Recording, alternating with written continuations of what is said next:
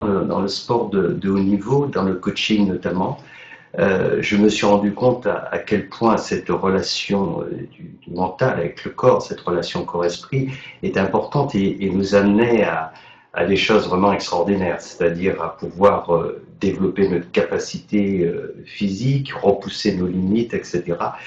Ça m'a fasciné pendant beaucoup de temps et surtout de voir que quand on avait cette force mentale, on pouvait surmonter des obstacles inouïs. Et puis, j'ai été confronté à une maladie chronique, et puis après une deuxième qui était vraiment fort gênante à l'époque. Et quand j'étais confronté à cette maladie, cela donc m'a beaucoup interpellé puisque la seule perspective que j'avais, c'était un traitement toute ma vie. En fait, c'était une rhinite allergique, donc très, très violente, très perturbante. Et ce qui est passé quand je suis allé consulter différents médecins, on m'a donné ces deux possibilités. L'une, c'était un traitement à base de cortisone, en fait, extrêmement efficace à court terme, puisque les symptômes s'arrêtaient immédiatement, mais simplement, sur le long terme, les effets secondaires de la cortisone, c'est pas terrible du tout. Ou alors, il fallait envisager une désensibilisation avec un protocole très contraignant, puisqu'il s'agissait de 2 à 3 piqûres par semaine et pendant plus de 2 ans et demi, et au bout du compte, rien n'était garanti. Alors, c'était pas évident, mais dans un premier temps, j'ai pris de la cortisone, et c'est vrai que j'étais très content déjà que les effets extrêmement invalidants de cette maladie pouvaient s'estomper très rapidement grâce à cette prise de cortisone. Mais voilà, il y a quelque chose qui m'interpellait et qui me gênait dans cette approche. Je me suis dit, ok, j'ai repensé à tout ce que les spécialistes m'ont dit, que cette maladie, on pouvait intervenir sur les symptômes, mais qu'on ne pouvait pas la guérir. Et un jour, j'ai décidé de m'y prendre autrement. Au lieu de me tourner vers un autre spécialiste, je me suis dit, j'ai appris un certain nombre de choses, je vais le mettre en pratique et j'ai eu l'intuition qu'il fallait faire autrement. Donc j'ai pris du temps, j'ai pris du recul et puis j'ai fait un travail de méditation, d'introversion. Et en fait, ce que j'ai fait là, au lieu de me tourner à l'extérieur, je me suis interrogé intérieurement, après avoir établi le calme en moi, cette paix intérieure, en acceptant d'entendre, quel que soit ce qui pouvait m'être dit, agréable ou désagréable, peu importe, rester équanime, et dans cet état de paix et de silence, un moment, ça s'est fait. Et là, j'ai entendu de façon très puissante, oui, je peux guérir et guérir définitivement. Alors quand je dis j'ai entendu, il faut bien comprendre que c'est pas qu'une voix, même si c'est une voix que j'ai entendue aussi, mais c'est une approche globale, transversale, c'est-à-dire que c'est un ressenti émotionnel, c'est psychologique, c'est physique, et en fait, c'est une réponse qui traverse toutes les strates de notre être. Donc ça ne laisse pas la place au doute, et en une seconde, je suis passé de l'interrogation à la réponse. À cet instant, je savais. Plus aucun doute. Et donc, j'ai accepté pleinement ce que je venais de recevoir. C'était une sensation étrange, puisque en fait, j'avais la certitude de quelque chose sans avoir la moindre idée de la façon dont ça pouvait se faire. Et c'est très important, parce que dans cette démarche et dans cette approche intuitive, c'est comme ça que ça se passe. Il faut être dans cette acceptation à la fois de ce qui pourrait nous plaire ou nous déplaire, être neutre, totalement équanime, et en même temps accepter les différentes étapes. Dans un premier temps, ce qui est important, c'est de savoir si le message qu'on reçoit est authentique. Pas d'essayer de comprendre la justesse ou pas de... Non, c'est juste de bien entendre la justesse. Et c'est ce qui s'est passé. Et à partir de ce moment-là, j'ai su que j'allais guérir. Et j'ai accepté tout à fait le fait de ne pas savoir comment, ni quand ni comment, ça n'avait pas d'importance. Chaque chose en son temps. Et c'est ce qui s'est passé. Quelque temps après, toujours dans ce travail d'introspection, j'ai perçu maintenant un peu se dérouler. Et une des premières choses qui m'est venue à l'esprit intuitivement, c'est il faut que tu parles à ton corps. Alors, c'était très interpellant pour moi, puisque je disais, j'ai pratiqué beaucoup de sport, j'étais prof très jeune, et j'ai travaillé dans pas mal d'activités sportives, aussi en tant que coach, et je ne m'étais pas rendu compte que j'étais plus dans une observation assez distante des symptômes, mais pas dans une écoute. L'écoute, c'est pas l'observation, l'analyse. L'écoute, c'est on se tait, on observe, sans porter de jugement, et on laisse cela nous pénétrer, on laisse cela nous parler. Et en fait, c'est ce que j'ai fait. J'ai commencé à écouter mon corps, se mettre à l'écoute de notre corps. C'est le corps physique, c'est le corps émotionnel, c'est le corps psychique. Donc, c'est un travail, je dirais, de méditation, le calme, la paix intérieure, pour enfin se reconnecter. Et ce qui m'est apparu à ce moment-là, de façon très claire, c'est que mon corps était en panique, la sphère émotionnelle.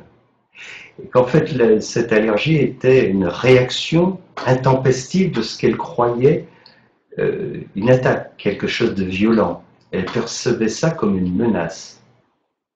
Et c'est pour ça que, quand arrivait cette saison, où il y avait beaucoup de pollen, mon corps réagissait de façon intempestive et donc tout se bloquait, je n'arrivais plus à respirer, c'était extrêmement dur.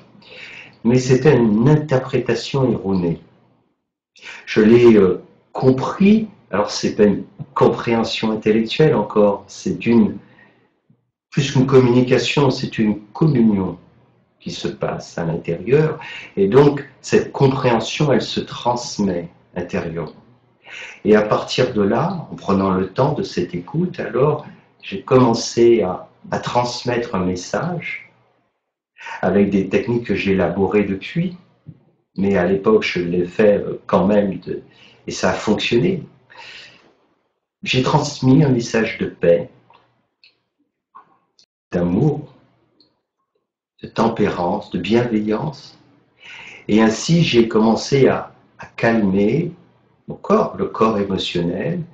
J'ai envoyé ces messages à toutes les cellules de mon corps, et quand la saison est arrivée, cette saison donc d'allergie, cette fois j'avais décidé de ne prendre aucun médicament, c'est ce que j'ai fait. Ce qui était très dur, hein, moi, et grâce à ce travail que je faisais, alors j'ai pu avoir un gain que j'estime à 30-35%, ce qui était déjà énorme par rapport à l'année précédente.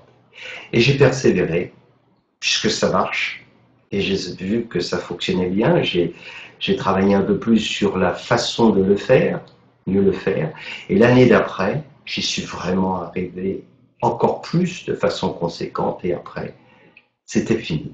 Ça fait plus de 20 ans aujourd'hui, et je peux aller, je dirais, dans les endroits chargés de pollen, respirer à plein poumon et m'exposer longtemps, et je n'ai plus aucun problème de la sorte. Voilà. Ça, c'était une des premières maladies chroniques que j'ai eues et qui m'a vraiment aidé, en fait, dans cette réflexion et dans cette utilisation de nos capacités. Cela m'a aussi prendre conscience que s'il est important d'avoir accès à des médicaments, en l'occurrence, ça m'a bien aidé quand j'avais ce problème, mais il ne reste pas moins que Voilà, je me suis dit, c'est pas parce que la médecine allopathique n'arrive pas à guérir quelque chose et intervient uniquement sur les symptômes qu'il faut aussi avoir cette approche dogmatique, comme lui, ces médecins, en disant, ben, comme nous, on n'arrive pas à le guérir, c'est une maladie qu'on ne guérit pas. C'est faux. Cette maladie, on peut la guérir, je l'ai guérie, j'ai appris à d'autres à le faire. Donc oui, on peut aussi la guérir en profondeur. Mais c'est une autre approche, c'est l'approche justement de la guérison holistique, celle qui consiste à avoir une démarche globale et, et donc pas simplement parcellaire. Alors, à partir de là, j'ai fait un travail beaucoup plus sur la sphère justement de la guérison. J'ai suivi un cheminement spirituel aussi, euh, l'un amené à l'autre. Et j'ai travaillé beaucoup parce que en faisant ce travail, il s'est passé beaucoup de choses. J'ai déclenché des phénomènes que j'avais du mal à comprendre, l'énergie, le magnétisme.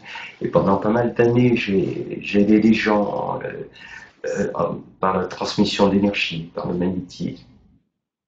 Mais il y a quelque chose qui me gênait profondément, c'est que la plupart des personnes qui venaient me voir et qui souffraient de certains maux, euh, par rapport à des perceptions que j'avais développées, j'arrivais à voir des choses importantes qu'elles devaient changer dans leur fonctionnement. Et puis, je faisais ce travail aussi de rééquilibrage. Et je me rendais compte que, ben, généralement, la plupart des personnes se suffisaient de cela, c'est-à-dire encore moi-même, à travers le magnétisme, à travers cette aide énergétique, je soulageais les symptômes, mais au fond, les gens restaient dans une problématique de fond, parce que même si les symptômes étaient réglés, mais voilà, à terme, je savais bien que les choses allaient se reproduire, enfin la maladie n'était pas fondamentalement réglée, pour une raison qui est simple. On ne peut pas guérir quelqu'un indépendamment d'elle, de cette personne, je veux dire. Voilà. La guérison est quelque chose qui nous appartient. Quelqu'un d'autre peut nous soulager, peut nous soigner, mais personne ne peut nous guérir, fondamentalement. Ça, c'est une leçon que j'ai apprise sur ce chemin. Et c'est pour ça que je me suis intéressé très tôt à développer des outils pour aider aussi d'autres personnes à les utiliser pour qu'ils apprennent eux-mêmes à se guérir. Alors ça ne veut pas dire qu'on n'a pas besoin d'autres personnes, bien sûr que si, on peut en avoir besoin, mais la première personne dont on a besoin, fondamentalement, c'est nous. Et paradoxalement, c'est cette personne qui intervient le moins dans tout ce process de guérison. C'est fou, c'est comme ça. Nous sommes partis, j'ai travaillé après beaucoup avec ma collaboratrice Brenda, qui travaille ensemble dans nos ateliers, qu'on a écrit aussi ensemble ce livre, en fait sur ce constat initial qui est affligeant, mais tout le monde peut faire ce constat. C'est que, d'une part, nous sommes initiateurs de la plupart de nos maladies. Première chose. Ensuite, on n'optimise pas notre capital santé. Pire même, on le dilapide souvent. Troisième chose, c'est que on est passif dans le processus de notre guérison. Alors, vraiment, pour être clair là-dessus, oui, on est à l'origine de la plupart de nos maladies, par mauvaise alimentation, mauvaise hygiène de vie, des excès en toutes sortes, etc. Le stress, les mauvaises pensées, tout ce mode de fonctionnement. À côté de ça, on a un capital santé. Qu'est-ce qu'on en fait? Souvent, on ne l'entretient même pas, on laisse les choses se faire, et on ne réalise pas que ce capital, c'est comme si qu'on achetait une maison, on la construisait, et puis après on la laisse telle qu'elle, 10 ans, 20 ans, 30 ans, 40 ans, sans s'occuper d'elle. Et pire que ça, on agresse notre corps physique, émotionnel, psychologique, etc. Et puis, peut-être encore la troisième, je dirais, absurdité de tout ça, c'est qu'on est totalement passif dans notre processus de guérison. Actif pour se rendre malade, passif pour se guérir. Dans le système de prise en charge médicale aujourd'hui de la santé, en fait, c'est pas pour rien, on a appelé des patients, et en fait, on est en périphérie de tout cela. On va voir le médecin, la personne qui sait, qui est là, enfin, pour nous dire ce que l'on doit faire, et on est à la périphérie. Et bien souvent, quand on a des maladies, même très graves, on se contente de subir. Voilà, on subit des traitements, etc. Mais on est rarement impliqué, acteur de notre processus de guérison. Et ça ne peut pas coller avec une guérison. Voilà. La guérison, c'est vraiment un processus qui nous fait passer de cet état de passif à cet état d'acteur. On n'est pas un spectateur, mais on est un acteur, et qui plus est, on est l'acteur principal. On doit revenir au centre. Après qu'on ait besoin de différents intervenants, oui, qu'on ait besoin de nos ressources, etc. Oui, mais on est cet acteur, c'est nous qui devons créer cette dynamique. Et c'est rarement le cas. Et c'est ce qui m'a été, c'est ce que j'ai pu constater maintes et maintes fois. C'est pour ça que il y a aussi un autre aspect aussi, je regarde en même temps si Bernard a envoyé un petit message, est un message du corps. Oui, c'est un aspect qui est très important, et ça fait partie des 4 postulats, en fait, des 4 règles sur lesquelles je travaille pour aider les gens dans ce processus de guérison. La première, c'est que on est responsable de notre santé. C'est la première chose. La deuxième, c'est que nous sommes des êtres multidimensionnels. On ne peut pas dissocier la dimension physique de la dimension émotionnelle, de la dimension psychologique, psychique, ni même de la dimension spirituelle. Si on ne prend pas tout cela, si on n'envisage pas l'être dans sa dimension globale, on passe à côté. Toujours. Pour des petites choses, ça peut se faire, mais on ne va pas parler vraiment de guérison. Et ce dont on a besoin fondamentalement, c'est d'aligner ces différentes strates de notre être. C'est vraiment quelque chose d'important. L'autre point, le troisième point, c'est qu'on possède des ressources pour se guérir, des ressources physiques, énergétiques, mentales, spirituelles. Elles sont énormes, elles sont conséquentes. On en parlera un peu tout à l'heure sans doute, et puis vous n'hésiterez pas si vous avez des questions à poser, j'y répondrai. Et puis l'autre point justement, Vanna a envoyé un message, la maladie est un message du corps. Oui, la maladie est porteuse de messages. C'est important aussi de le considérer. Et ça change tout, parce que si on considère la maladie non plus comme une ennemie, mais comme un messager, alors notre approche devient différente. On va aborder la maladie autrement. Et on va tâcher de se poser la question et de se demander, au fond, qu'est-ce qui cloche? Et qu'est-ce que je pourrais faire moi déjà pour que les choses se passent mieux? Et qu'est-ce que cette maladie veut me dire? C'est très important de l'aborder ainsi.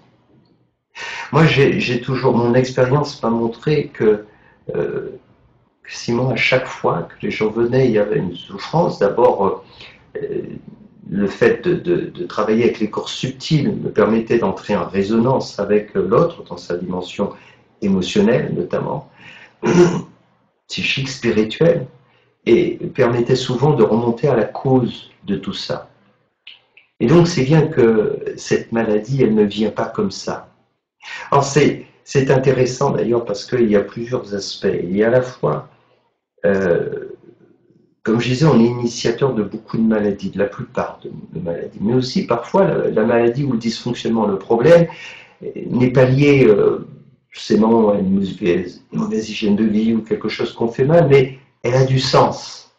Elle a du sens pour nous amener quelque part, pour nous interpeller sur quelque chose. Je disais tout à l'heure l'importance de considérer toutes les dimensions de l'être. Un jour, j'ai une personne qui est venue me voir, une jeune femme de 40 ans, qui en faisait à peine, je sais pas, 25, 26 ans. Rêve de toutes les femmes, des personnes d'ailleurs. Elle était vraiment, mais juvénile. Et c'était vraiment intéressant et intriguant. Et elle est venue me voir et elle m'a expliqué que, en fait, elle avait une peur viscérale d'entrer en relation avec un homme et de vivre sa vie de femme. Et donc, elle n'avait eu jamais aucune relation, aucune rencontre. Et qu'elle avait vu donc plusieurs spécialistes et qu'ils étaient, en tout cas les deux qu'elle avait vus, ça m'a persuadé qu'il lui était arrivé quelque chose, qu'elle avait été abusée, violence, etc., enfant, et qu'elle avait développé donc que c'était la conséquence, son attitude était la conséquence de cela, et qu'elle ne se rappelait pas parce qu'elle avait refoulé tout ça. Si c'est refoulé, c'est difficile pour elle de savoir si c'est vrai ou pas. Elle n'avait pas l'impression que c'était le cas, mais elle n'en savait pas. Elle n'en savait rien. Et le travail que j'ai pu faire en remontant, en étant en résonance avec cette dimension émotionnelle mais spirituelle, c'est qu'en fait, elle avait vraiment vécu quelque chose de grave, de cet ordre-là, mais pas du tout dans cette vie-là. C'était quelque chose qui remontait à une autre vie. Et c'est rare, je vous le dis, parce que c'est très rare. Des fois, des gens viennent me voir, me disent est-ce que c'est pas un problème avec les vies antérieures? Moi, rarement. C'est rarement que j'ai ce genre de situation. Parce que souvent, nos problèmes, on peut les résoudre dans notre vie et la clé se trouve là. Mais ça peut se produire. Et là, en l'occurrence, c'était cela. Alors, pour elle, c'est aussi un soulagement parce que les psychologues s'interrogeaient sur sa famille, proches parents, etc. Quant à ma perception à moi, il n'en était rien de tout ça, mais voilà. Alors, rentrer dans tous les détails, je vais donner suffisamment d'éléments qui lui ont parlé et qui lui ont permis de comprendre un certain nombre de choses et d'avancer son chemin de vie. C'était pour rebondir sur cet aspect du message. Et le message, il peut aussi bien nous dire attention, notre rythme de vie, nos pensées négatives, notre hygiène de vie, alimentation, etc. Ou ça peut être encore autre chose. Mais il y a toujours quelque chose derrière cela et c'est pour ça qu'il est bien d'aborder la maladie de cette façon et de le regarder sous l'angle du message. Voilà. C'est un aspect qui est important. Alors, dans cette approche, je vais aller un petit peu plus en détail. Hein, et si vous avez des questions, n'hésitez pas à envoyer des petits messages, je vous répondrai. Quand je disais que nous sommes tous responsables de notre santé, vous voyez, le docteur Maurice Sainte-Rose, qui est un spécialiste, qui était président des ostéopathes aussi, président des ostéopathes de France, qui était lauréat de la faculté de médecine, qui est vraiment était un très grand médecin et qui nous a fait l'honneur de préfacer notre livre. J'ai eu l'occasion d'avoir beaucoup d'échanges avec lui et il me disait, après 45 ans d'expérience et de travail dans ce domaine, je suis arrivé à la conclusion que la santé, c'est un choix. Et en fait, ce qu'il voulait dire par là, et c'est pour ça que je disais aussi que nous sommes responsables de notre santé, c'est-à-dire que oui, on a beaucoup de leviers pour décider d'être en bonne santé. Et quand on le décide, on réalise que on peut vraiment mettre, on a beaucoup de moyens, beaucoup de possibilités pour faire en sorte que l'on soit en bonne santé physique, psychologique, émotionnelle, spirituelle. On a vraiment, vraiment d'énormes possibilités. Donc c'est un aspect qui est très important. Sur l'aspect multidimensionnel, j'en ai parlé, ça aussi c'est quelque chose de très important, de considérer tous ces aspects de notre être, vous le savez bien sûr, sans doute, tout ce qui vous intéressait à la dimension, à cette dimension de la guérison et d'une façon plus globale, à l'approche du développement personnel, l'importance en fait, je dirais les aspects, je dirais, multidimensionnels de notre être et l'importance justement de ces interactions et de considérer l'être d'une façon globale. Donc ça c'est un aspect qui est très important. Le côté, le corps physique certes, c'est tout notre système énergétique, mais cette dimension psychologique et notre dimension spirituelle. Alors là aussi, il est vraiment important de réaliser qu'il y a un fonctionnement, une interaction et d'apprendre à harmoniser nos différentes strates pour pouvoir nous porter mieux et ressentir cet équilibre au quotidien. Si vous voulez, je vais vous parler maintenant de cette méthode qui sont aussi des étapes. Alors, je rappelle certainement comment les choses se structurent. D'abord, ça part de ce constat dont j'ai parlé tout à l'heure, le fait que nous sommes initiateurs de la plupart de nos maladies, que nous n'optimisons pas notre capital santé. Au contraire, souvent on le dilapide, et du côté passif, dans notre processus de guérison, ça c'est le constat initial. Ensuite, il y a le socle, le postulat sur lequel moi je suis parti, sur lequel nous travaillons, Brenda, qui est, nous sommes d'abord responsables de notre santé, voilà, d'assumer cette responsabilité, de considérer aussi dans un deuxième temps que nous sommes des êtres multidimensionnels, puis aussi que nous possédons les ressources mentales, énergétiques, émotionnelles et spirituelles pour nous guérir, et que la maladie est porteuse de messages. À partir de là, quelle est la démarche? Il y a une démarche qui permet vraiment de construire, je dirais, sa guérison de façon extrêmement solide. La première chose, c'est de décider de guérir. Alors ça peut paraître étrange de le dire ainsi, parce que désirer guérir, les gens qui sont malades, qui souffrent, oui, on désire guérir. Mais le désir, c'est pas suffisant. Le désir nous met dans une position passive. On souhaite quelque chose, mais ce n'est pas suffisant. Il est important d'apprendre, alors je ne pourrais pas vous le, c'est peut-être ça que je pourrais le faire, ça se fait dans le cadre d'ateliers, mais on peut apprendre à passer du désir, du je désire à je décide. Et quand on fait ce basculement, car il s'agit vraiment de basculement, alors on enclenche quelque chose. Et ce quelque chose, c'est notre processus de guérison. C'est vraiment très important. Vous voyez, sans doute, vous avez dû en faire l'expérience, les uns les autres, dans votre vie, un jour, dans des situations différentes. C'est face à une situation de se dire, ouais, ça, je vais le faire. Même si on ne sait pas exactement comment, etc., on n'a pas tous les tenants et les aboutissants, mais on va le faire.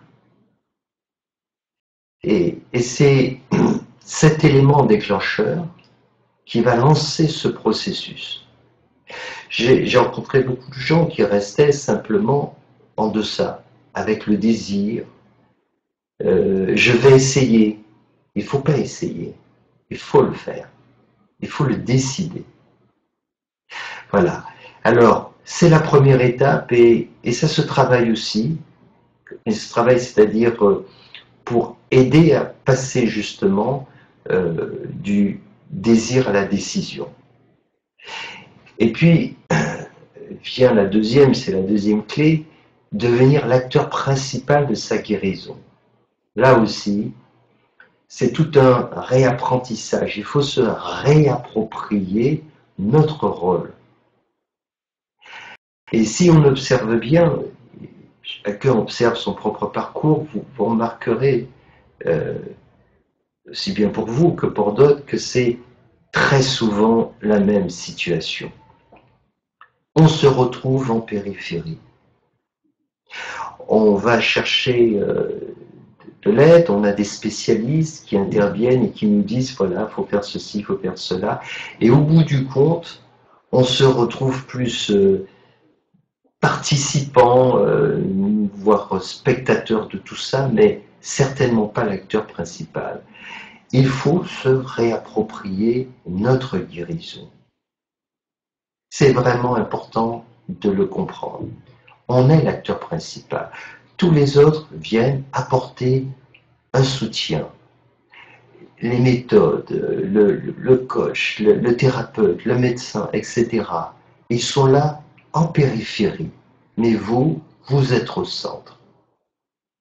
C'est vraiment important de le comprendre. Là aussi, dans ce travail, notamment d'atelier, on peut le faire et le rendre très concret. Ainsi, on réalise par le positionnement, le changement de positionnement, comment on peut se réapproprier finalement sa guérison qu'on a perdue. Parce que c'est les autres qui vont dire faut faire ceci, faut faire cela, etc. Certes, on doit écouter les spécialistes, on doit entendre l'avis des uns et des autres, mais c'est pas à eux de décider pour nous. Quand bien même ça serait une bonne décision, elle doit nous être proposée. Et c'est à vous de décider, de dire ok, ça me convient, je le fais. Mais pas que l'autre vous dise vous devez faire ceci. Voilà, c'est pas une affaire d'ego, je parle, c'est pas de ça du tout. C'est juste parce que c'est comme ça que ça marche. Si vous voulez déclencher ce processus, il doit venir de vous. Très important. La troisième clé, il s'agit de cultiver des pensées positives. Alors quand je parle de pensées positives, il faut vraiment prendre conscience de différentes choses. Il y a plusieurs aspects. Il y a notre personnalité, il y a notre culture, il y a notre environnement, notre éducation. Tout doit être pris en compte. C'est vraiment très important parce que, vous voyez, par exemple, en France, culturellement, on n'est pas quand même les champions, voilà, de l'optimisme. Tout le monde le sait, quand même. Et ça a un impact. Je vois, moi qui travaille sur les différents continents, dans différents pays, des gens qui ont de vraies capacités, je vois qui ont des tas de possibilités, mais oh, c'est difficile. Ah, vous croyez on ne va pas y arriver, etc. En fait, je me bats contre ça. C'est vraiment très, vraiment difficile en France, ce côté-là. Donc il y a l'aspect culturel, il y a l'aspect de la personnalité aussi, de l'éducation, etc. Donc c'est une vraie prise de conscience. Oui, Isabelle a dit, je suis maître de ma vie, bien sûr, mais on l'est. Mais qu'est-ce qu'on en fait? C'est ça, il faut prendre conscience que on est potentiellement maître de sa vie, mais sans doute qu'on a perdu les rênes, on les a remis aux uns aux autres, tout simplement on n'a pas fait le boulot. Donc il faut prendre conscience, oui, mais il faut se comporter comme tel. Il faut en assumer les responsabilités.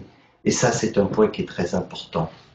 Alors, cultiver des pensées positives doit nous amener aussi à ce constat de se dire on en est où. Je vais vous donner aussi quelque chose qui est très important. Gardez-le à l'esprit, notez-le. C'est fondamental. J'ai vu beaucoup de gens échouer pour une raison très simple.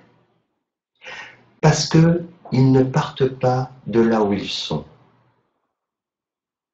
Oui, c'est étrange peut-être ce que je vous dis, mais si vous voulez atteindre votre objectif, il vous faut partir de là où vous êtes. Ah, ça peut paraître évident, mais ça n'est pas du tout. On part rarement de là où on est. On part de là où on croit être. C'est pas la même chose. Mais c'est rarement là où on est. Il faut être clair. Il faut faire la part des choses entre ses suppositions, ses désirs, etc. et la réalité. Voilà. Et c'est de se dire, ok, j'en suis où avec tout ça? Non pas avec la compréhension des choses, non pas parce que j'ai compris que c'est bien de faire ainsi, que c'est pas bien de faire ainsi. Ok, mais moi dans tout ça, je fais comment? C'est là que vous saurez où vous en êtes. Il faut être clair. Peu importe de partir de très loin, parce que ça n'a pas d'importance en réalité. J'ai vu des gens partir de très très très loin et arriver très vite à leur objectif, et d'autres être très près de leur objectif pour autant et mettre un temps fou et voir, je les ai toujours pas vus arriver, à cause de cela. Parce qu'on ne part pas de là, mais il faut être clair. Donc, faire face aux choses, les regarder. Dans cette démarche, c'est important que j'en parle aussi, il s'agit d'avoir la bonne attitude. Il ne s'agit pas de se culpabiliser, mais il ne s'agit pas d'être indulgent non plus. Vous voyez, c'est un aspect qui est très important dans votre cheminement, cet équilibre. Vous voyez, c'est la voie du milieu. La voie du milieu, c'est pas une voie consensuelle. Je parle de la voie du milieu dans le sens spirituel. Équilibré, c'est ni laxi, mais d'un autre côté, on n'est pas dans la culpabilisation. Vous voyez? Alors, c'est un aspect qui est vraiment très important parce que ça nous aide à avancer de façon très claire. On regarde les choses et on voit où on en est. Et à partir de ce moment-là, on peut faire un constat clair. Voilà. On n'est pas dans le jugement, mais on se dit, voilà où j'en suis. Ça, c'est ce à quoi je crois. Ça, je tends vers cela, mais aujourd'hui, j'en suis là. Quand on est capable de faire ce constat de façon très claire, sans rentrer dans toutes sortes de choses, dans la culpabilisation, et pourquoi et comment, etc., et sans non plus mentir, tricher, alors à ce moment-là, on est vraiment armé pour réussir, pour gagner. Parce que on va partir de là où on est. C'est très important et pour chaque chose c'est ainsi. Là j'en ai parlé pour cultiver des pensées positives, mais pour d'autres choses aussi, c'est important à chaque fois de faire la part des choses entre ce en quoi on adhère, on est d'accord avec ça, oui bien sûr, etc. Mais comment le vit-on? C'est ça qui est important. Oui, ces choses, on dit, oui, bien sûr, c'est comme ça, la tolérance est quelque chose vraiment d'important, j'adhère, mais est-ce qu'on est vraiment tolérant? C'est ça qui est important. Voilà. Le pardon, c'est vraiment important, le pardon, oui, bien sûr, mais est-ce qu'on sait vraiment pardonner? Vous voyez, c'est ça qui est important, c'est de ramener tout ça à notre vie. Et comme je vous dis, c'est pas grave. Quand bien même si on se dit que l'altruisme c'est merveilleux, et si on sent qu'on est très égoïste, c'est pas un problème. Il ne s'agit pas de se juger. Mais si on veut aller vers quelque chose d'autre, alors il faut tâcher de se regarder sans complaisance et en même temps sans culpabilité. C'est ce qui permet d'avancer. Dans chaque étape.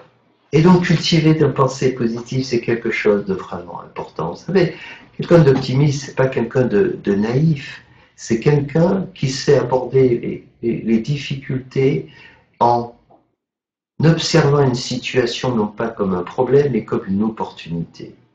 Et qui saura toujours saisir quelque chose, parce que dans chaque situation, il y a matière à prendre et il y a des opportunités.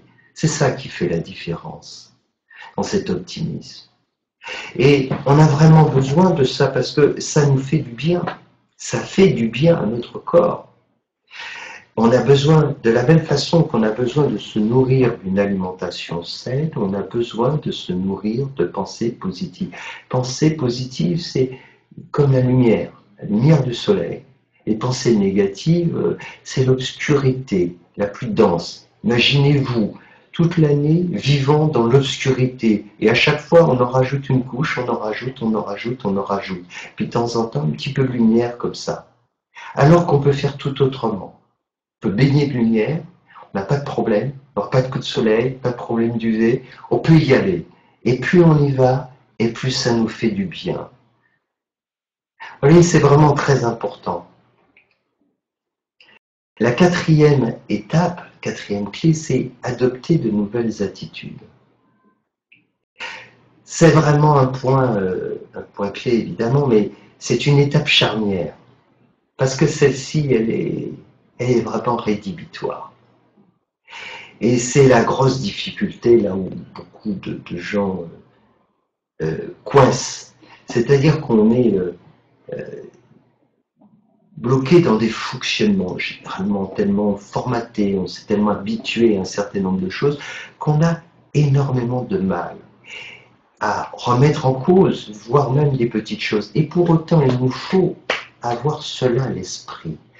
La personne qui guérit, la personne qui est malade, ne sera pas la personne qui est guérie. C'est vraiment important de le considérer. C'est pour ça qu'il faut faire une grande différence entre le traitement des symptômes. On peut avoir un problème d'hypertension très grave et très mal, et puis on prend un traitement, des médicaments, et ça y est, tension redevient normale. Oui, on n'a pas guéri, on a équilibré. Et c'est pour ça qu'on peut continuer à fonctionner comme on était, et il n'y a pas de problème. On est la même personne. Mais si vous voulez guérir vraiment de cette maladie, alors vous ne serez plus la même. Et c'est tant mieux, c'est une chance. Vous voyez, c'est comme la personne qui se dit un jour, je veux grimper sur l'Everest, je veux faire, voilà, ce challenge fou et atteindre le sommet. Il est clair que la personne qui va entreprendre ce voyage extraordinaire ne sera pas celle qui arrivera au sommet. Parce qu'entre-temps, elle va vivre un processus de transformation. C'est cela, la maladie, l'opportunité que nous offrent souvent des maladies ou d'autres difficultés. C'est de vivre un processus de transformation, un chemin initiatique. Et parfois, ça va très, très loin. C'est pour ça, en fait, que, de mon point de vue, la raison essentielle de la maladie est de nous apprendre à guérir. Et le but ultime de la guérison est d'éveiller notre conscience. Mais, apprendre à guérir dans un premier temps, certes, on trouve ça important de guérir le corps, de guérir la sphère émotionnelle, voire psychologique, mais si on va plus loin, et la guérison, le fait de vouloir se guérir, nous amène à plus de découvertes. Car en fait, de quoi s'agit-il? Quand on fait un cheminement pour apprendre à guérir, c'est une quête, au fond. C'est une quête spirituelle. Pourquoi c'est une quête spirituelle? Parce que on va passer du corps physique, émotionnel, mental, jusqu'à la dimension spirituelle, jusqu'à découvrir, au fond, qu'est-ce qui demeure en nous, qu'est-ce qui reste, qu'est-ce qui n'est pas sujet aux transformations. Et c'est pour ça que la guérison nous interpelle à ce point pour nous dire, bien sûr qu'il est important d'entretenir nos corps physiques, émotionnels, qu'il est important de faire cela, mais de ne pas se rappeler que tout cela n'est pas l'aboutissement. L'ultime guérison, c'est l'éveil de notre conscience.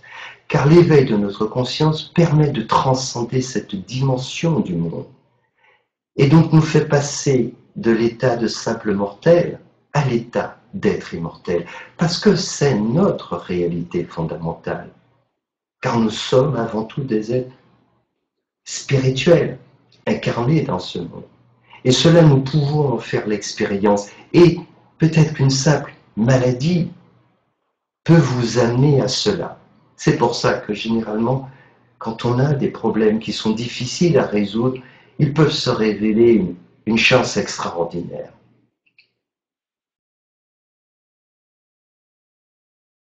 Ça va? Ok. Je vais penser. Tiens, ok. Je, je vais partir un petit peu, hein. Oh, on va passer dans les différents niveaux de conscience, hein. Ok. Alors, ça nous ramène à quelque chose de très important, notamment à la cinquième clé qui est éveiller son intuition. De mon point de vue, l'intuition est la voix de notre conscience. Voyez, l'intuition, au départ, je ne savais pas ce que c'était, je ne comprenais pas très bien. J'avais aucune idée d'ailleurs, pour dire les choses simplement. Et puis, il y a longtemps de cela, un jour, quand j'ai commencé à vivre des choses que je comprenais pas du tout. Ça fait 25 ans de cela. Je ne savais pas ce qui se passait. Je suis allé voir quelqu'un, une personne qui était vraiment une personne formidable et qui m'a expliqué que j'étais en train de vivre tout un processus cheminement spirituel, etc. Je ne comprenais pas grand-chose, mais il m'a dit, vous inquiétez pas, vous allez, tout ça, vous allez être guidé par votre intuition. Ça ne m'a pas rassuré du tout, parce que je ne comprenais pas du tout ce que ça voulait dire, et ça m'inquiétait totalement, parce que, et par mon intuition, c'était pas vraiment rassurant pour moi, et j'avais plutôt le besoin de la présence de quelqu'un physiquement, etc. Sauf qu'il avait raison, et qu'il a fallu que je fasse ce travail intérieur pour libérer mon intuition et retrouver une certaine mémoire passée. Bref, c'est l'objet d'une autre histoire. Et en fait, j'ai appris progressivement à libérer cette intuition et j'ai beaucoup travaillé pour savoir comment ce qu'on devait faire, etc., pour permettre à notre intuition de se manifester avec beaucoup plus de clarté. Et effectivement, ma perception à moi de l'intuition, c'est que c'est la voix de notre conscience. Ce que j'appelle notre conscience, c'est cette dimension spirituelle, hein, qui est en dehors du corps, c'est-à-dire ce qui demeure. Lorsque notre corps va se dissoudre, notre ego, etc., la conscience, elle demeure. Et l'intuition, c'est le lien avec notre dimension spirituelle et cette dimension physique. C'est pour ça que l'intuition, on peut la ressentir en pensée, on peut la ressentir émotionnellement, on peut la ressentir, c'est une forme de ressenti, c'est sensoriel, vous voyez, visuel aussi, c'est auditif, olfactif. L'intuition peut se manifester de plusieurs façons différentes, mais c'est un message qui nous est envoyé par notre intuition. Et c'est vraiment très important parce que quand on apprend à utiliser son intuition, c'est-à-dire à faire la part des choses, ne pas confondre avec les préjugés, car beaucoup de gens se trompent en disant tiens, j'ai l'intuition parlant de telle situation, de telle personne, alors qu'il s'agit de préjugés. Voilà, on a déjà des préjugés face à des situations, face à des personnes, et on a une réaction un peu immédiate, mais qui est de cet ordre-là. L'intuition est en dehors de tout ça. Et il faut vraiment se mettre dans des dispositions très favorables pour laisser notre intuition nous parler. Et pour qu'elle puisse nous parler, il faut lui faire la place. Il faut lui faire le silence et lui faire la place. Et accepter qu'elle puisse nous dire tout, aussi bien quelque chose d'agréable comme quelque chose de désagréable, et accepter de la même façon. Et c'est ça la difficulté pour recevoir l'intuition. C'est cette acceptation, car évidemment, on a plein de choses qu'on souhaite, et puis on a aussi beaucoup qu'on ne veut pas. Et donc, comme il y a beaucoup de choses qu'on ne veut pas entendre, alors ça limite la possibilité de cette écoute intuitive. Et c'est pour ça que, parfois, les gens croient qu'ils n'ont pas d'intuition, on a tous. Et on peut développer cela de façon conséquente. Mais il y a une vraie méthode pour le faire. Et ça passe aussi par un état d'esprit. C'est l'acceptation. C'est vraiment très important.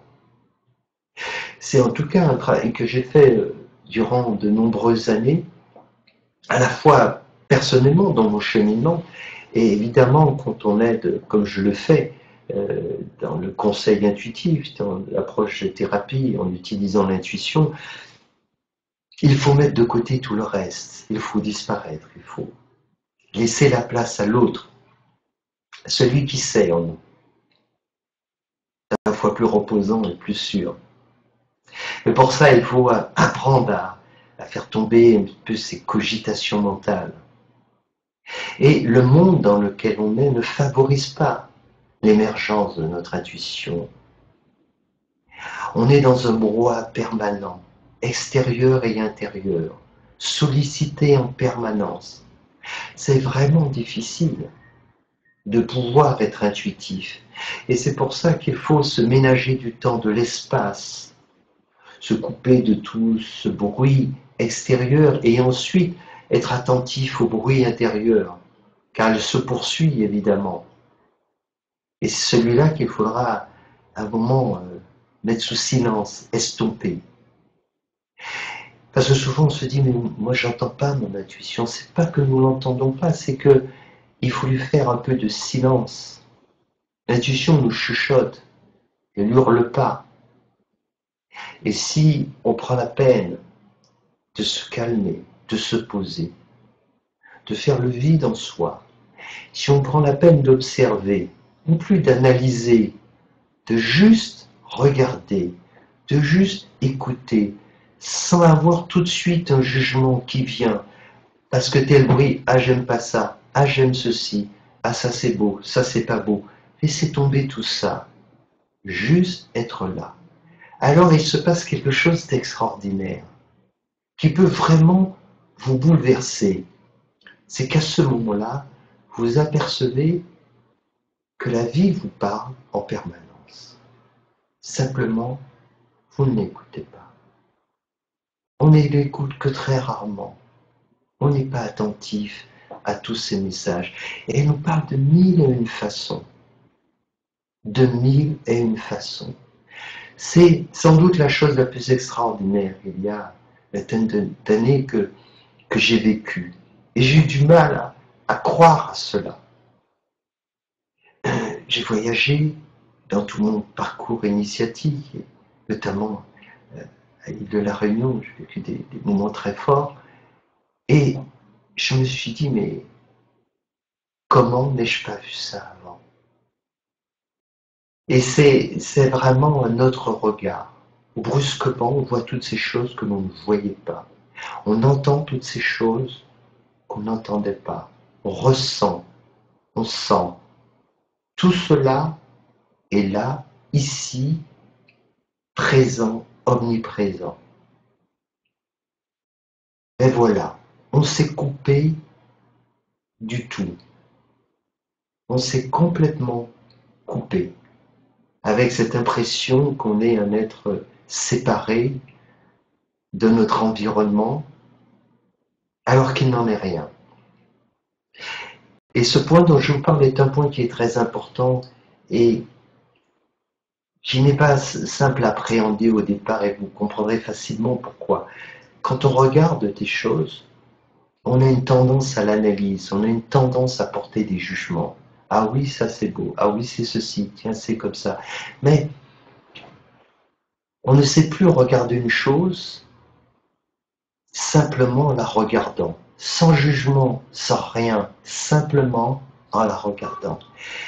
Et faites cette expérience, aussi bien dans le toucher que dans le regard. Et vous remarquerez qu'en faisant ça, on finit par créer une communication. Et c'est ainsi qu'à un moment, on peut percevoir un message de cette chose. Ça peut paraître bizarre. Moi, j'ai trouvé ça étrange au départ. Mais tu dis, c'est quoi? Et puis, au fur et à mesure, et avec différents objets, peu importe les objets, minéraux, végétaux, animaux, humains, tout ça nous parle. Et c'est comme ça, en développant cet aspect-là, que j'ai appris à communiquer avec les différents strates. Vous voyez, avec le corps, ressentir sur le corps physique, mais énergétique, le corps émotionnel, le corps spirituel, et ça nous parle tout le temps. c'est vraiment extraordinaire. Et donc on peut apprendre à développer ce côté-là par une approche différente qui consiste à non pas analyser, à vouloir ressentir des choses, mais laisser cela nous parler simplement. Voilà, créer de la résonance. Et c'est vraiment quelque chose de magique. Ça rappelle quelque chose à certaines personnes. C'est bien. Et alors, quand on a... Oui, bien sûr, c'est notre âme. Et en fait, quand on avance sur ce chemin et qu'on passe ce cap justement de l'éveil, de l'intuition, alors on commence à accéder à des niveaux supérieurs qui vont vraiment nous aider dans ce processus de guérison. Pourquoi? Parce que on comprendra mieux quel est le message de cette maladie, quel est le sens de cette maladie. Je vais vous raconter encore une autre histoire, si vous le voulez bien. Un jour, j'ai rencontré une dame voilà, qui devait avoir une soixantaine d'années et qui est en fauteuil roulant depuis plus de 35 ans, 38 ans. Et voilà, elle m'avait rencontré, elle avait souhaité me voir et quand je l'ai vue en consultation, dès le départ, elle m'a regardé et m'a dit, vous savez, j'ai vu beaucoup de gens à une époque parce que j'ai essayé de guérir. Elle était malade très jeune, 23 ans, 24 ans, il y a eu un accident. C'était un problème aussi lors d'une opération, elle s'est retrouvée tétraplégique. Elle a pu avoir quand même des enfants, elle a une vie incroyable et elle a essayé très longtemps de guérir et elle n'a pas retrouvé l'usage des jambes. Et elle m'avait observé longtemps, c'était à l'occasion, c'était dans ce congrès, je ne me rappelle plus trop.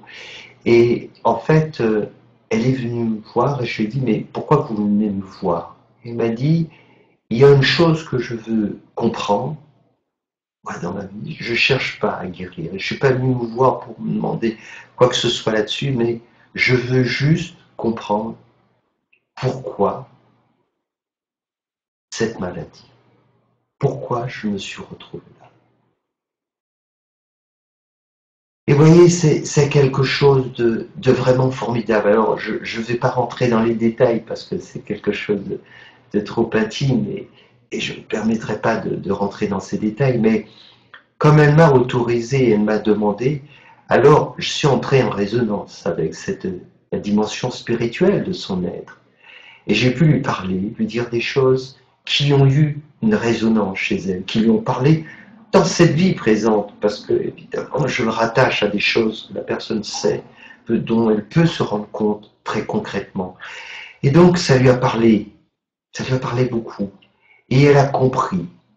Elle a compris pourquoi finalement elle avait vécu cela, que ça s'inscrivait dans sa mission de vie et lui expliquant des détails que je ne suis pas censé savoir de ce qu'elle a pu faire, etc. Elle a compris.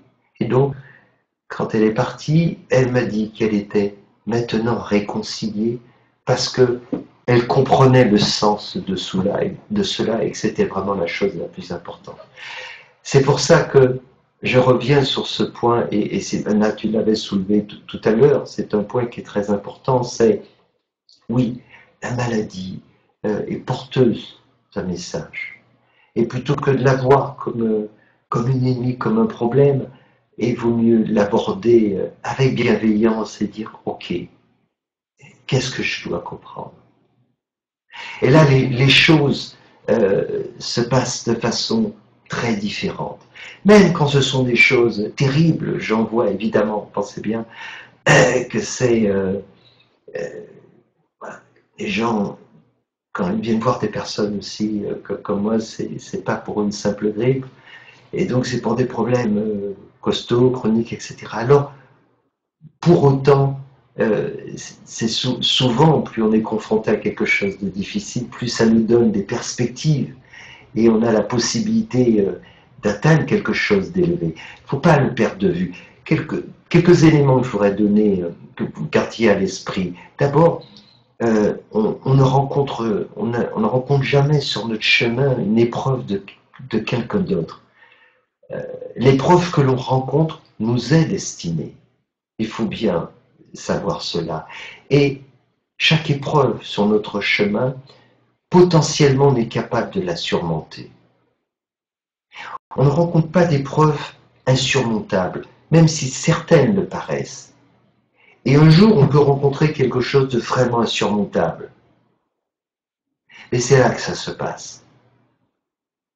Car le jour où on rencontre quelque chose qui nous paraît infranchissable, alors c'est sans doute un jour béni. Parce qu'à ce moment-là, on comprend qu'il va falloir faire autrement pour le surmonter quand même. Car si c'est notre épreuve, alors ça veut dire qu'on peut le faire. Vous voyez, c'est vraiment quelque chose d'important. Je vous dis ça parce que cette ultime épreuve, c'est la transcendance. Ça veut dire qu'à un moment donné, quand on sent qu'on est allé au bout du bout, et que ça, c'est vraiment pas possible, alors ça veut dire qu'il y a quelque chose en nous qui va pouvoir nous aider à transcender, aller plus loin. Et ça, c'est un moment magique. Et la maladie peut nous amener jusque-là, à ce phénomène de transcendance qui nous fait accéder à une sphère supérieure. Donc considérez que chaque chose sur notre chemin nous est destinée. On n'a pas l'épreuve de quelqu'un d'autre sur notre chemin, c'est la nôtre, elle nous est destinée. La question c'est pourquoi. Et puis de se dire, toujours si elle est pour moi, alors je peux la surmonter. Et c'est qu'elle a du sens aussi. Donc, c'est de comprendre quel est le sens de cela. Voilà. Pas le vivre comme une punition, mais quel est le sens. Voilà, c'est vraiment quelque chose d'important, cela. Oui, c'est vrai. On dit, on nous envoie que ce que l'on est capable de gérer pour avancer, c'est vrai. Et même si parfois on se dit c'est trop, c'est pas possible. Mais paradoxalement, c'est quand c'est trop et que c'est pas possible que c'est là que ça se passe. C'est vrai. C'est-à-dire qu'à un moment donné, comprenez bien, souvent on emploie ce terme de transcender. Oui, mais on ne transcende pas quand on est à 50% de ses possibilités. On ne transcende pas quand on est à 80%, ni même à 95 ou 99%. Il faut être à 100% et aller au-delà. Et c'est cet au-delà qui s'appelle la transcendance. Et ce qui nous permet de transcender, c'est plus le mental. Il y a un relais qui se prend. C'est la conscience. Il y a un basculement qui se passe. Et c'est ce que peut vous permettre aussi un parcours difficile dans la vie, dysfonctionnement, maladie, qui va vous permettre de trouver ces ressources extraordinaires et découvrir que ce sont des ressources inexplorées, des ressources physiques, des ressources mentales, des ressources émotionnelles, mais aussi des ressources spirituelles. Et quand on commence à découvrir ces ressources, surtout les ressources spirituelles, elles sont sans fin, car c'est leur nature. Et plus on laisse cette dimension s'exprimer, et plus on s'aperçoit qu'elle n'a pas de limite, si ce n'est celle que nous lui imposons, nous, le mental, l'ego. Mais si on laisse la place, alors à ce moment-là, elle prend toute la place, et c'est tant mieux. La sixième clé, c'est utiliser donc son pouvoir de guérison. Il y a plusieurs façons d'utiliser notre pouvoir de guérison. Quand on en arrive là, on découvre qu'on a plein de ressources. On a la possibilité de capter le prana, cette énergie. On a la possibilité de le capter au niveau de nos centres énergétiques majeurs. On a la capacité de créer une vraie symphonie, c'est-à-dire comment? En captant l'énergie subtile à travers les centres énergétiques majeurs et en les associant à des pensées extrêmement fortes. À ce moment-là, on va arriver à cristalliser des pensées telles que la paix.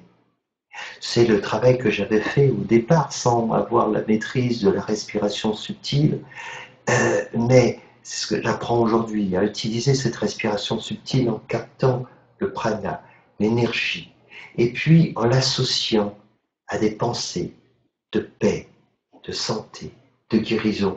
Et croyez pas que c'est une simple pensée que l'on envoie. Cette pensée, elle se cristallise, elle devient vivante, vivifiante, et on la diffuse à travers tout notre corps, le corps mental, émotionnel, énergétique et physique. Et ainsi, nous transmettons un message de paix, un message d'amour, un message de bienveillance, un message de santé, un message de guérison. Et nous pouvons le ressentir à travers le corps physique, le corps émotionnel, le corps spirituel.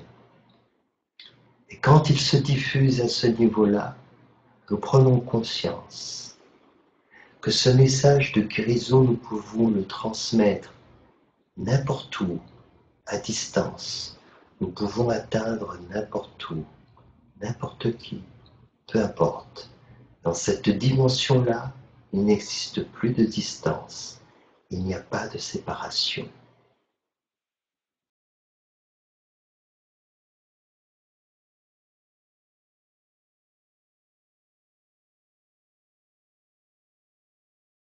Il faut que je reste encore un peu avec vous quand même. Sinon, je vais partir. Alors, je vais partir. On pourra faire ça, Sylvana, un jour, si tu veux bien. Je ferai une méditation de guérison et faire quelque chose ainsi, comme ça. On va se connecter et vous faire un travail de guérison. Si ça vous dit, on va le faire. Ok. Alors, et là, ouais, vous comprenez bien en fait, parce que ça se passe ainsi en réalité. Il n'y a pas de séparation. Et quand on commence à faire ce travail, vous voyez, à capter cette énergie, alors je vous montre qu'un aspect des choses, il y en a beaucoup, mais quand on commence à capter cette énergie, alors on la sent se diffuser dans le corps, commence à sentir se répartir. Et puis au fur et à mesure, on sent qu'elle se répartit de plus en plus à travers tout le corps physique. Et puis au fur et à mesure, on sent qu'elle se répand. On sent que c'est le corps énergétique. Alors on se sent plus grand. Puis après, ça va plus loin. On dit, oh là, le corps émotionnel. Et puis ça continue, ça se poursuit. Jusqu'à un moment donné où ça va loin, très loin. Et puis, si on continue, si je continue, je sens ces connexions avec les uns et les autres. Et je les sens, et à partir de ce moment-là, je peux transmettre, là, ici, maintenant, cette énergie de guérison. Et si vous êtes dans cet état de réceptivité, alors vous pouvez la ressentir, la laisser circuler en vous.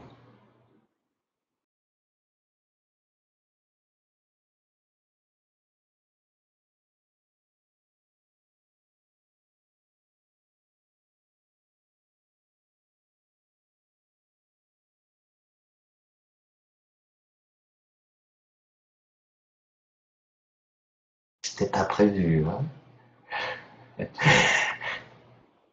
J'avais essayé, j'avais essayé de finir la 7e clé. Et si vous voulez, on pourra finir là-dessus tout à l'heure. Voyez comme c'est merveilleux. On a de telles capacités. Pourquoi rester malade?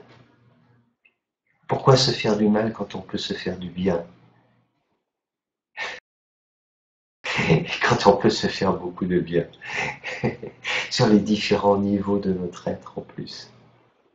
Alors la 7e clé, je vous l'ai dit avant que je parte je sais où, parce que je commence à décrocher un peu, c'est persévérer, persévérer. Voyez, quand vous faites ce travail, il faut y aller, il faut le croire. Vous voyez, je reprends un peu les étapes. D'abord, on décide de guérir. On le fait avec confiance et détermination. J'ai bien dit, certes, le désir est un début. Ok, on désire. Mais après, on passe du désir à la décision. C'est je vais le faire. Vous savez, c'est comme une échelle qui vous amène quelque part et ensuite vous enlevez l'échelle. Il n'y a pas de demi-tour. Vous avancez, vous allez le faire. Et pour y arriver, évidemment, on reprend les rênes. On est l'acteur principal de sa guérison. Voilà. On va utiliser toutes les ressources intérieures et extérieures à notre disposition, comme on va le ressentir, mais c'est nous qui décidons parce que on est l'acteur, parce que personne d'autre que nous peut nous guérir. C'est ainsi.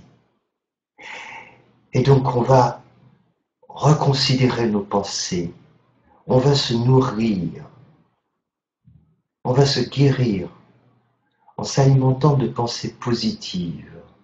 On va s'inonder, on va s'irradier. Certains font des chimiothérapies, ou la radiothérapie. Nous, on va faire ça avec des pensées positives. On va s'irradier de cela. C'est pas des blagues. Plus vous allez le faire, et plus vous sentirez, mais je sais bien que beaucoup d'entre vous le pratiquent déjà, mais il faut être excessif. Il faut être fondamentaliste de ce côté-là. On peut se permettre pour se faire du bien. Et dans la positivité, dans la joie partagée, on peut y aller. Et puis, on peut passer... oui, spirituelle thérapie, c'est ça. Et puis, adopter de nouvelles attitudes. Surtout, ne perdez pas de vue cela.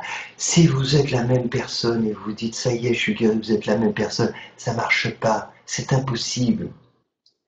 Vous devez vivre un processus de transformation. Est-ce que vous avez déjà vu des chenilles voler? Moi, j'en ai jamais vu. Il y a un processus de transformation, c'est la chrysalide. La chenille se transforme et après elle devient un papillon. C'est cela que vous devez vivre, cette transformation, et c'est une bénédiction. Il ne faut pas avoir peur du changement, il faut l'attendre, il faut le désirer, il faut le souhaiter. C'est ça la différence. Et à partir de ce moment-là, on est prêt pour adopter de nouvelles attitudes, surtout celles qu'on ne voulait pas avant. C'est celle-ci, il faut y aller, il faut faire face. Au contraire, vous verrez, plus vous avancerez vers ce que vous avez fui, et plus vous vous apercevrez que tout ça, c'est comme un épouvantail, c'est un mirage. Ça disparaît plus on avance. Et c'est souvent ce que l'on fuit qui nous apporte le plus de choses, qui nous fait le plus de bien après. Et on se dit, mais pourquoi j'ai perdu tant de temps à faire marche arrière ou à fuir cette chose qui finalement est là pour me sauver. Et ensuite, libérer, quand je dis ensuite, au fur et à mesure, mais libérer son intuition. Libérer son intuition, qui est prise en otage en permanence. Il faut la libérer.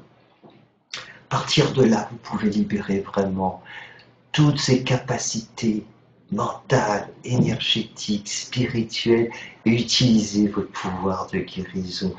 Il n'a pas de limite foncièrement, parce que quand vous basculez de l'état mental à l'état non mental et que vous laissez votre conscience s'éveiller, ce n'est pas un délire.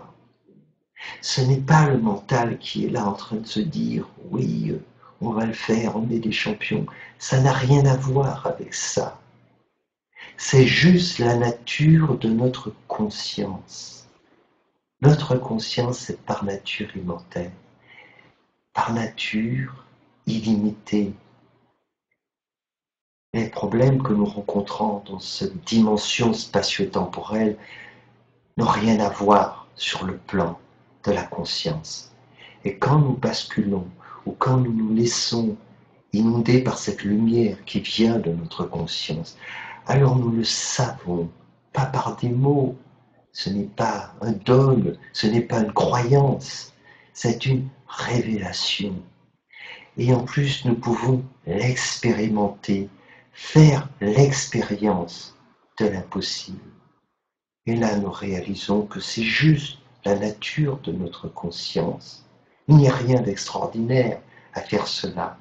C'est notre nature, mais sur un autre plan. Voilà le voyage que je vous propose. Un beau voyage, non?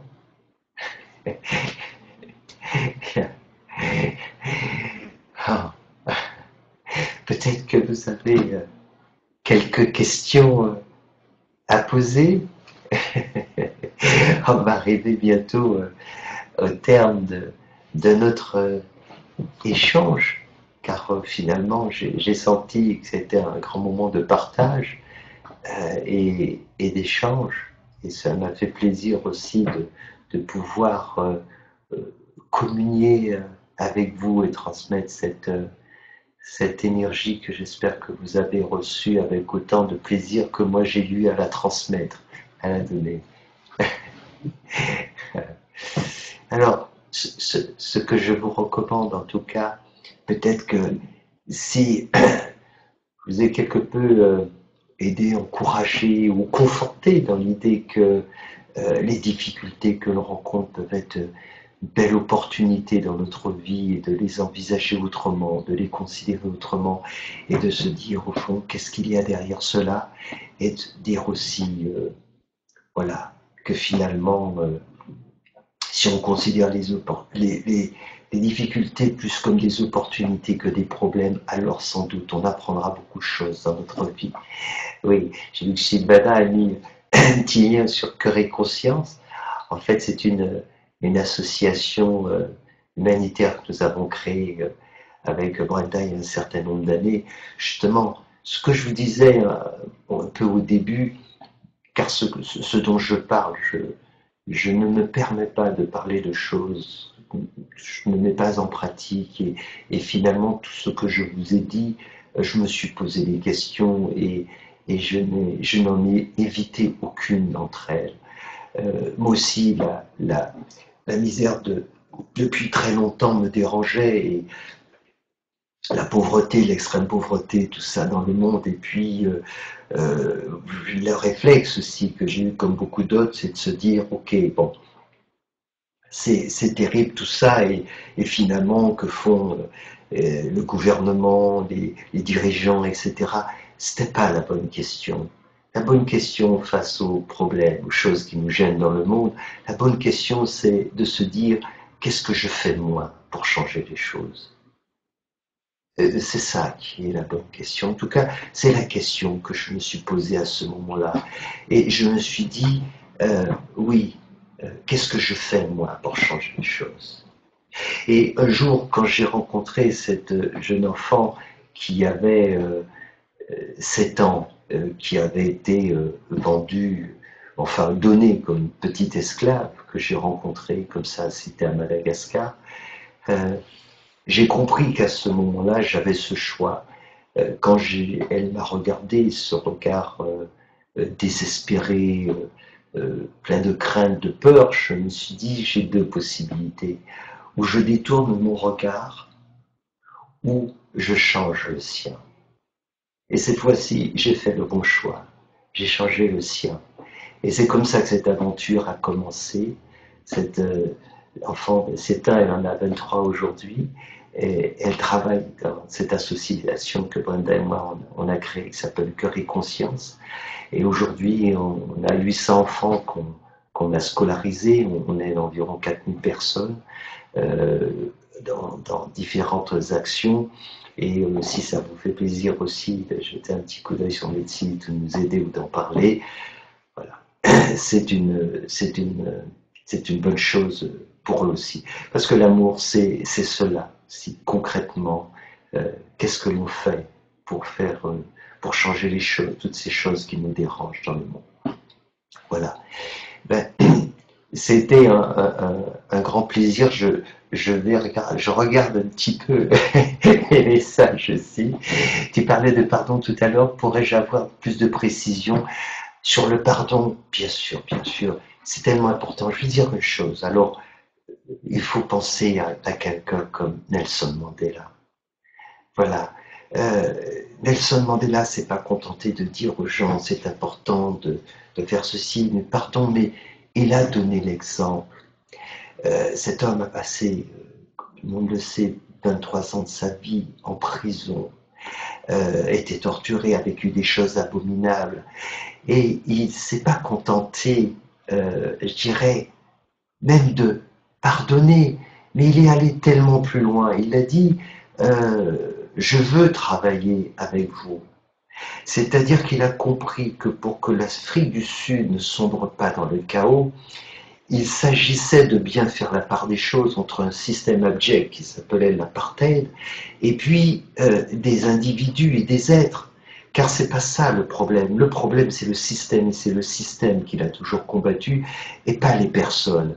Et qui plus est, il y a une réalité qui était celle-ci, même si tous ces gens se sont trompés, même si tous ces gens aient commis des abominations, mais il faut bien qu'au moment cela cesse. Et donc c'est celui qui a souffert qui doit dire maintenant cela suffit. Et c'est ce qu'il a fait. Et s'il a pu demander à des millions de personnes de pardonner, c'est parce qu'il a donné l'exemple. Et il a donné un très bel exemple. Il a dit non seulement je vous pardonne, mais je vous demande de bien vouloir travailler avec moi.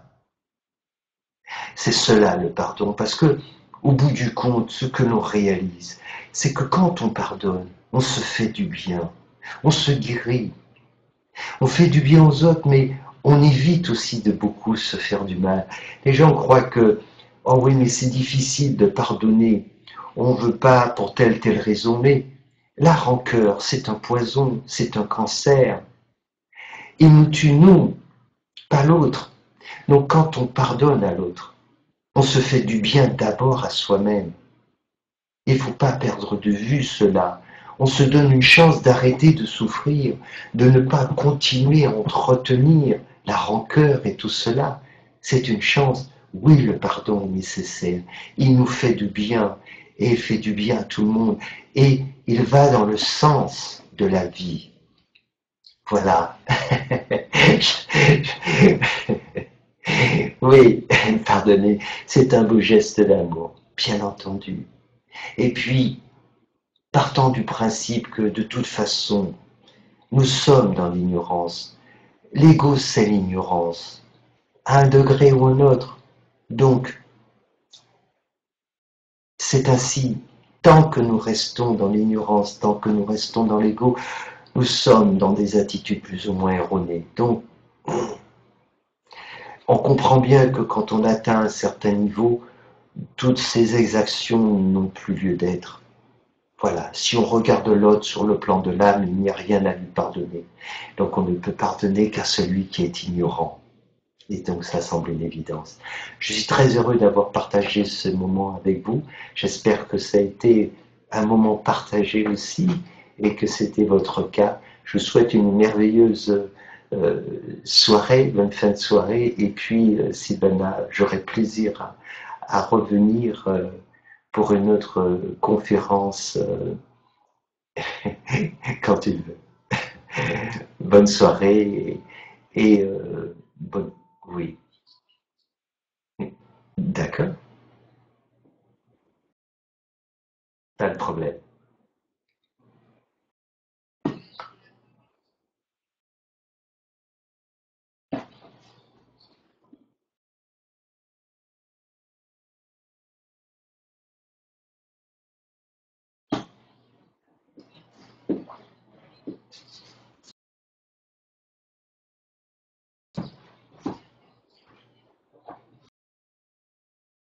Merci, merci à vous. Au revoir.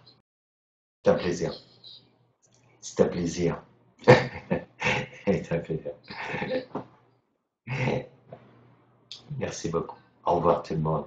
Au revoir et bonne soirée.